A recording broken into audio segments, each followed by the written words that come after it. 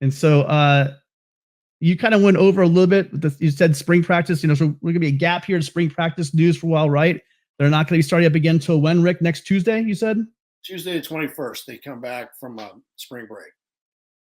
Yeah. And so there's probably not a lot of news. Have you heard anything recently based on their absence? Their last one was before the weekend, correct? Or was it Saturday? It was, I believe it was Wednesday. It was Wednesday. Okay. So really no news. No real news. I mean, they're taking a look at it's a bunch of we really don't know. I think the one thing that we did hear is Lincoln Riley had a press conference, I believe, after Tuesday's practice, and he's basically saying that the defense is going to get better, and I that the reasons that he has is the quality of players. Right here, you have coaching continuity. I think that's a big thing that doesn't get recognized. You look at, like, for instance, I think there was Lincoln Riley mentioned there was a number of coaches that were contacted on his staff, but nobody left. That's a big plus because there's something that's building here at USC, and the coaches know it, the players know it, the fans know it, and it's just going to take a little time. Take a look at a program that's on the rebound as well, and that's Miami. They had some good recruiting classes with Cristobal, first when he arrived, and then this last recruiting class. But look what happened to his coaches. He lost, I believe, 3 coaches, including Gaddis, the offensive coordinator. He lost Kevin Steele, who I believe went to Alabama, and he lost the defensive coordinator, assistant defensive coordinator. I think it was Charlie Strong. So that's not a good look for Miami when they're trying to get back in the season they had. That didn't help as well. So look at what USC has with their coaching continuity. You got to love Sean Nua. And Sean Nua is going to have a job because they're going to be looking at, they've had some changes in terms of, I think Corey Foreman, I believe, is going to have his hand in the dirt. He's moving from rush end. But they're going to have a lot of changes. And I'm sure, during spring ball, they're going to be looking at who's going to be playing D-line, who's going to play rush end, who's going to be able to be a defensive end. So there's a lot of guys that are out there, and I think a lot of questions are going to be answered, and there's going to be a lot of competition. And so, and not only that position, but all positions, because I think Lincoln had mentioned it's not going to be, last year was last year. That's not good enough.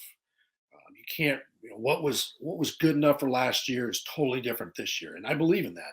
What he's saying is the truth. Let's see if they can execute and, improve this squad. What are your thoughts on, what Lincoln had to say about coaching continuity?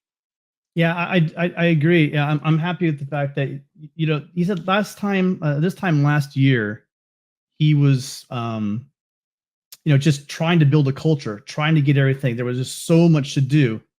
Now that all that groundwork's been laid, you have the ability to, start working on, a lot of kids have 1 year in the system. I left off Odom, right, and Manning, and I think they're going to have a lot to do this spring and the fall, getting these linebackers. Now they have they have the guys. They get Mason Cobb up to speed. They need to get young Curtis up to speed. They got their hands full, and plus that rush end position. We went over that last week. There are a ton of new studs rolling into that position. I'm going to be really interested to see that. But so we have guys changing positions, but you're able to do that because they know their position, right? They can cross train all these different things because they have a year in the system. So this continuity the staff has, they have another year under Benny Wiley as the strength and conditioning coach. All these things are going to allow them to hit the ball running when fall camp starts, I think. And hopefully the young guys are up to speed. The guys that have changed positions are up to speed.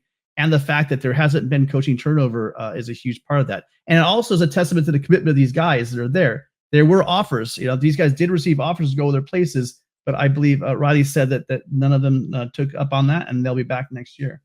So again, I apologize to a number of coaches, but there wasn't enough room to put everybody in there. So we got a lot of the coaches in there. Anything else on continuity, Rick?